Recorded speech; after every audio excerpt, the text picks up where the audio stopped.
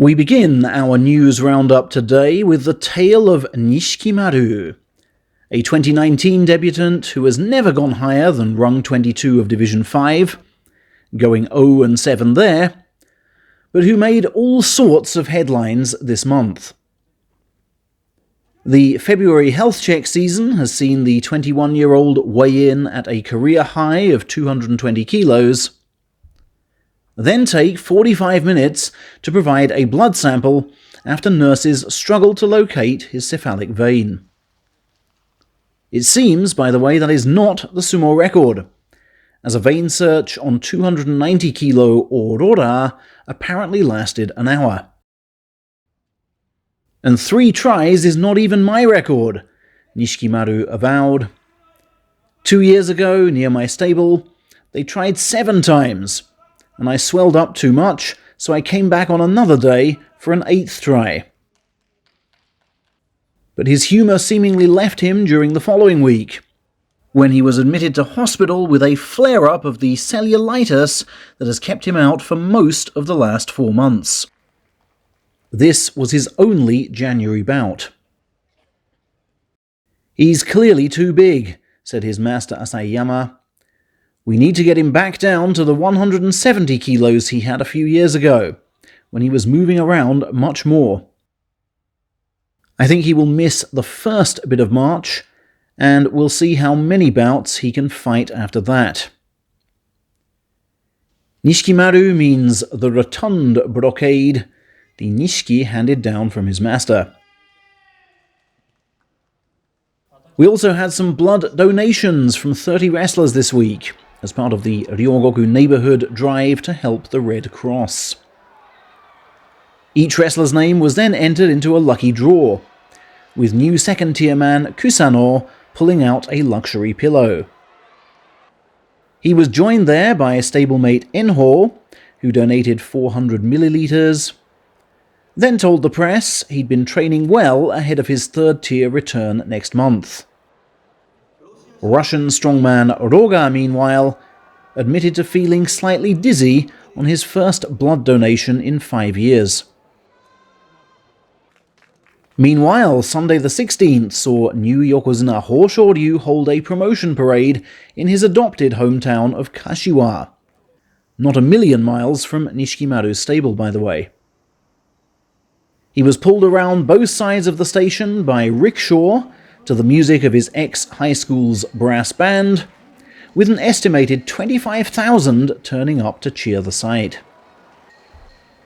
He revelled in riding past all the restaurants he'd once frequented as a spotty-faced teenager, especially the ramen shop where he once got 5 refills.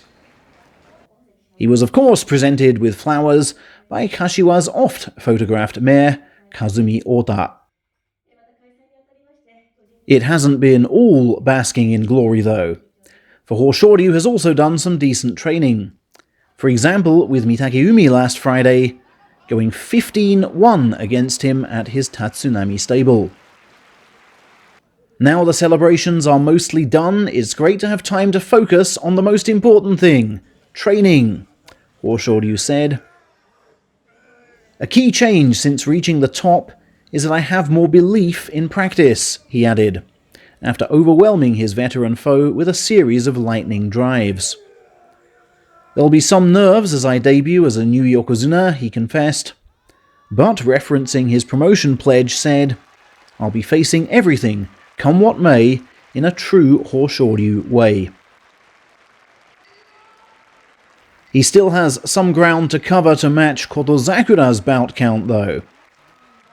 The overtaken Ozeki followed up his 2 hard workouts at Tokitsukaze stable by inviting Daisho and Oho to his Sadogatake base last Thursday, beating them 20 times to 7. "I feel I'm moving around better than expected," Kotozakura revealed. "You can't always be 100%, he continued, perhaps alluding to his left knee. "So it's just a case of putting up with what is not right and getting the best out of the rest. It's about how much you understand your body."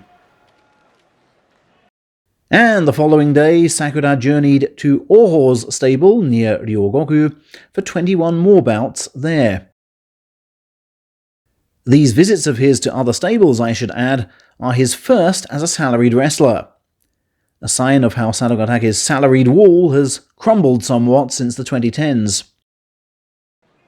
Oho, who turned 25 that day, said of his impending rise to the Seiyaku Elite, "Although you're inclined to defend what you've got once you reach that high level, I want to keep on attacking. I'm working relentlessly on drumming into my body the moves that bring me success." And asked how he felt about arch-rival Hoshoryu scaling the Sumo summit, he said, "If I don't feel enough to be cut up about that, I might as well just quit. There is no way I will settle for my current status." He revisited Sadogatake on Monday 17th for several more bouts with Kotozakura. "Overall, I've now come to fight like I've always believed I could," he said.